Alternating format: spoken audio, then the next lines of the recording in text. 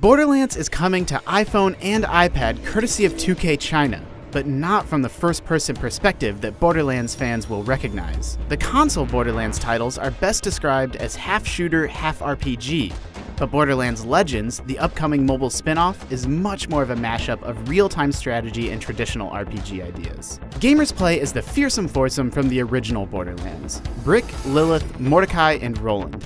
The catch is that players control all four characters at once. The action plays out from an overhead perspective. Players issue commands to their squad via simple touchscreen controls, so you can drag a teammate onto an enemy and they'll attack them.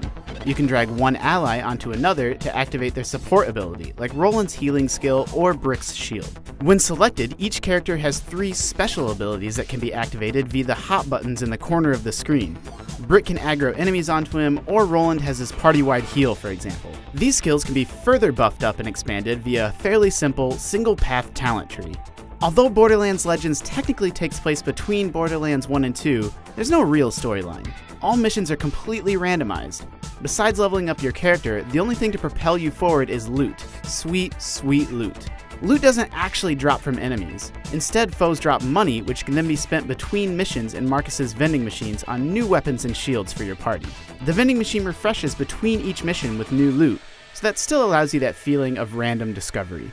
IGN will have a full review of Borderlands Legends when it launches next week. My initial impression is that the party-wide touchscreen battles are a smart way to translate Borderlands to mobile. Success requires solid tactics, fast fingers, and flexible on-the-fly strategy. But the wholly randomized levels and scaling enemies might limit the game's overall value. There's nothing to do but dive into another random stage with leveled enemies time after time. I've also occasionally ran into ally pathing issues. They don't always walk to the right spot. But for more on Borderlands Legends and all the hottest mobile strategy titles, keep it locked to IGN.